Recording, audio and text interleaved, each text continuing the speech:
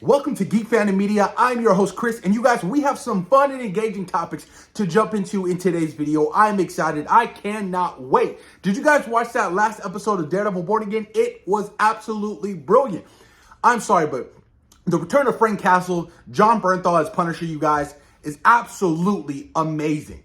That whole scene between him and Charlie Cox's Matt Murdock was perfect. It rivaled that rooftop scene in the second season of Daredevil. It was so emotional. John Bernthal just hits every single beat with Frank Castle. I cannot wait to see more. I can't wait to see his Marvel special presentation next year. I am so excited for the return of this character. He even talked about, returning to the role and how he declined initially to come back as the Punisher because he just didn't like the writing. He didn't think it was true and authentic to what they had already established at Marvel Netflix. It wasn't until the overhaul that got, completely turned over and changed his mind.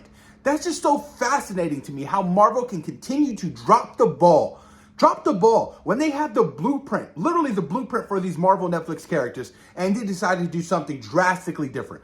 I am so happy that this overhaul happened because if it didn't, you guys, Daredevil Born Again, guarantee you, would not be the success it is right now. It is a fan favorite and everybody's loving it. Let me know what you guys think in the comments down below about that recent last episode for Daredevil Born Again. Now, moving on to the first topic, you guys, we're talking Texas Chainsaw Massacre. Apparently, there's a new film in early development. This is quite fascinating to me. So, Lionsgate, A24, and NION are all among studios interested in the film. How could they be interested in the film if there's no script? Makes no sense to me. JT Mulner, Strange Darling, he's one of many eyed to write and directed. Glen Powell is interested in producing and possibly starring. Glen Powell?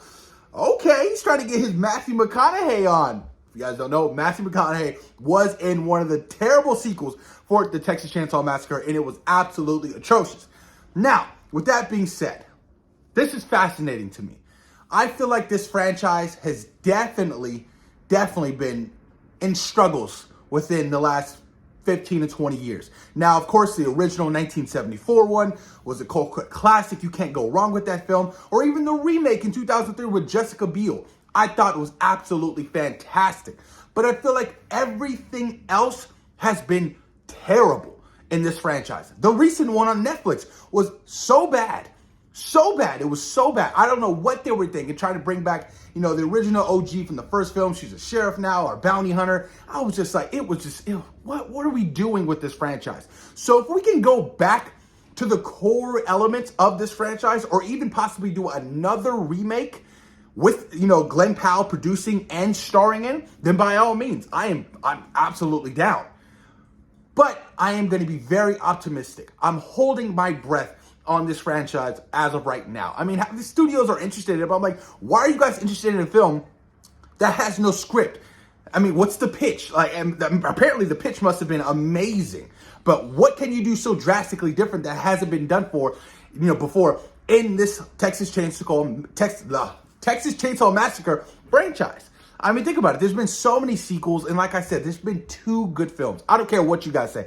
I despise every other film other than the original and the remake in 2003. They have all just been bad. Bad. Even, you know what? I give a slight nod to the beginning. The beginning was halfway decent. That's what I'll say about that. But everything else, you guys, all the other prequels, Leatherface, him as a kid, it's just all fell flat. But if Glen Powell is interested in producing and starring, like I said, that means the pitch must have been phenomenal. Something to remember. And if I'm being honest, I would rather have A24 or NION pick up this particular film, not Lionsgate. I'd rather have a smaller budget film because I feel like that's how you succeed with most films is you do small budgets and you get a really great creative team and great writers attached to your project. Texas Chainsaw Massacre, I just want to know, what can you expand on within the franchise or the story? Are you going to do another direct sequel from the original? Who knows what's going to happen? I feel like that's, the new norm. Everything's kind of based on nostalgia nowadays, and most studios are doing direct sequels from the original. You had it done, with Halloween 2018, Kills and Ends. It just seems like a cash grab nowadays, but Let me know what you guys think in the comments down below. Is it time to let this franchise die? Or would you guys like to see another iteration, remake, sequel to Texas Chainsaw Massacre? Look, I love Leatherface. Leatherface has always been one of the most terrifying, horror villains of all time. The way he's so quick and fast with that chainsaw, it is, oh my, look.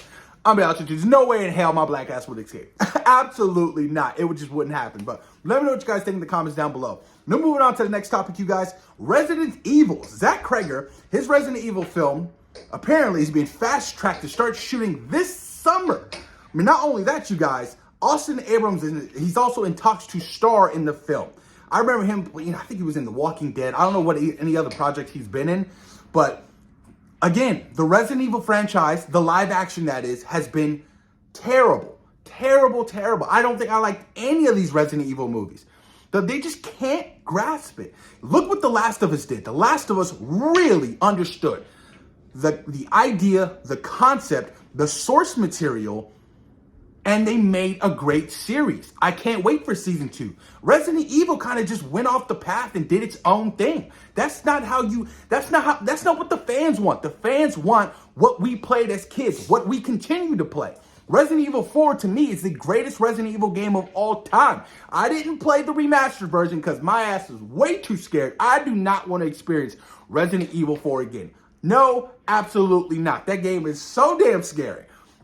So I just don't know what direction they're headed in. Apparently, they're going to be a little bit more faithful to the games, which I'm like, okay, thank you. Is it going to take place in Raccoon City? Is Abrams going to be playing, Leon Kennedy, or do you plan to introduce Ada or Chris Redfield, Claire Redfield? I'm really interested to see what they're going to do with this, and hopefully they can stick to their guns of being faithful to the video games. Your blueprint is right there. Why would you try to change anything? I don't understand these studios trying to feed off the path and do something completely separate and completely different. Makes no sense to me. Look what The Last of Us, prime example. I'm always going to use that. That's one of the greatest video game adaptations of all time. It is stellar. So let's see what happens with this Resident Evil film. And to close out the video, you guys, the Russo Brothers. We all know that the Russo Brothers are back in the MCU. They're going to be directing Avengers, Doomsday, and Secret Wars. Well, rumor has it Kevin Feige and Maryel Studios are a little bit worried because of their recent work, you guys. Electric State debuted on Netflix with 25 million views, extremely low, 15% on Rotten Tomatoes, $320 million to make, one of the most expensive films. Electric State, starring Millie Bobby Brown and Chris Pratt. I had zero interest in it. I saw a couple of clips and I was like, hell no, I'm okay. What are we doing here? I feel like the Russo Brothers in the MCU, as a collective group, within a committee in the MCU, have been wonderful. Winter Soldier, Civil War, Infinity War, Endgame. All amazing films. Everything outside this shit has just been terrible. From Cherry they did, with Tom Holland, or The Gray Man. No interest in watching The Gray Man. It wasn't great. I saw Cherry, did not like Cherry. I don't know what is happening with the Russo Brothers. But should we feel worried as fans? No. Because now they're back in the committee.